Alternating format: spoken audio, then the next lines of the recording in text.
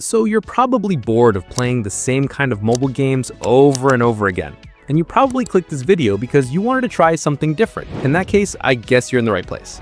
Today, I'm showing you 10 unique mobile games that actually do things differently. Also, shout out to Milan for reminding me that I should make a part 2 of this. I really enjoy finding games that are different from the usual stuff, so I thought, why not? All right, let's get into it and see what these games are all about.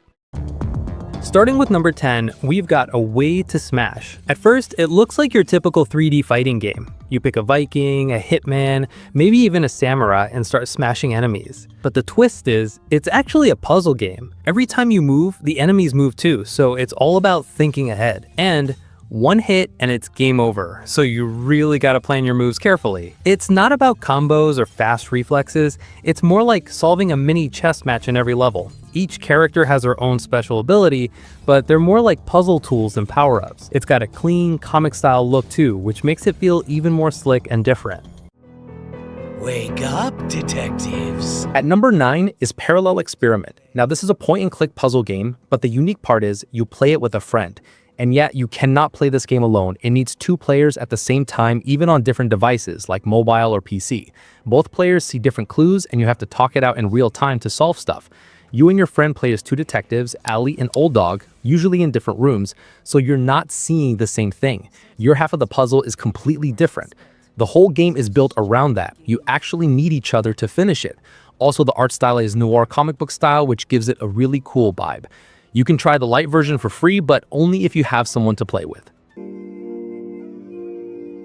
At number 8, we've got a very strange but interesting game called Rusty Lake Hotel. It's a point-and-click puzzle game where you work at a creepy hotel filled with talking animal guests. Each night, you enter a guest's room, solve escape room-style puzzles, and yeah, prepare them for dinner. The puzzles are super creative, some logic-based, some with inventory, and a few just straight-up bizarre.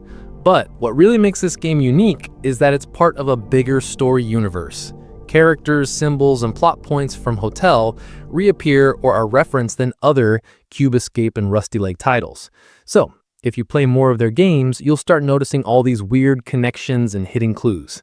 The vibe is always surreal, dark, and just really different from your usual mobile stuff. A lot of people say Rusty Lake is one of the most underrated indie devs. Fly Punch Boom is up next. It's a chaotic and over-the-top fighting game that aims to replicate the absurd, world-shattering battles seen in popular anime like Dragon Ball, JoJo's Bizarre Adventure, and Fist of the North Star. It's developed by Jolly Punch Games, a one-person studio, and is designed with a strong emphasis on multiplayer fun. The combat's pretty different from other fighting games. It's kind of like rock, paper, scissors, but with a timing bar. You pick a move and tap at the right moment. If you mess up, your opponent might just launch you into a whale or smash you into a satellite. It's got ridiculous finishers too, like full-on anime-styled explosions. This game is really good for playing with your friends, if you have one. Coming up next is 1-Bit Survivor. This one takes the core of roguelike games and turns it into a tight survival horror with a really cool visual style. Now you might ask, what's the unique part? Well, hold on, we're getting there. The game gets interesting real quick when you meet a cat. Your goal is to survive 28 in-game days and reach a bunker to save your cat from the zombie outbreak. You can also choose between 3 different characters, each with their own stats and playstyle.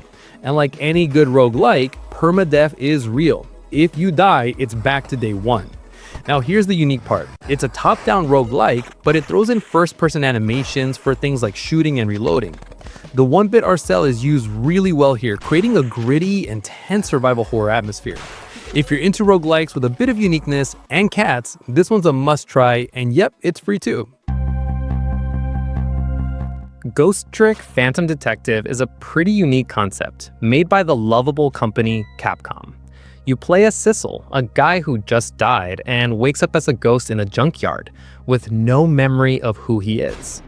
As a ghost, you can jump into objects and use them, like turning on a fan or ringing a bell, to mess with the environment. And the unique part, when someone dies, you can rewind time to 4 minutes before their death and try to save them.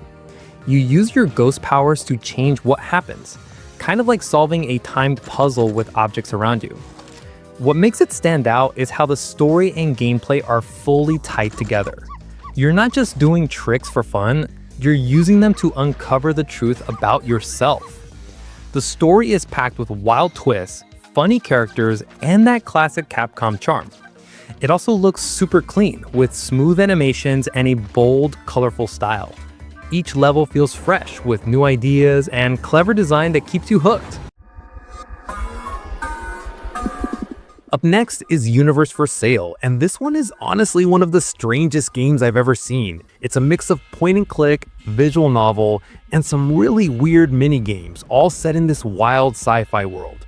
You switch between two characters, Lila, a girl who literally creates and sells tiny universes in a cup, and the Nameless Master, a cultist who's slowly peeling away his body to reach enlightenment. Yeah, it's that kind of game. The story jumps around in time, especially with the Master, so you're constantly piecing things together. Visually, it looks amazing, hand-drawn, super detailed, almost like an old-school European comic. The setting is also nuts, a broken-down colony on Jupiter with talking orangutans, weird tech, and people doing rituals. The universe crafting minigame is such a weird surprise too. It's small, but it adds personality to Lila's story. The writing is actually great, really thoughtful and deep if you're into story-driven stuff. Now, it's not perfect, the gameplay is very chill, and honestly, it could be better optimized. The story of this game is really well written, but the gameplay and lack of optimization is the downside of this game. Still, it's not something you see every day, and that's exactly why it's on this list. It's one of the most original and unique games out there. Up next is Crunchyroll Roto Force, a twin-stick shooter that does things way different than most. You play as an intern fighting through pinning arenas full of bullets and chaos. It's got that classic bullet hell feel, but what makes it stand out is the level design. A lot of the arenas rotate while you move, so you end up walking on walls, flipping your view, and dodging from all angles. You've also got a dash move for quick escapes, and as you go, you unlock new weapons to change up your playstyle. The visuals are super clean, minimalist with bold colors that pop even when things get crazy. What I really liked is how smooth the controls feel, especially on mobile.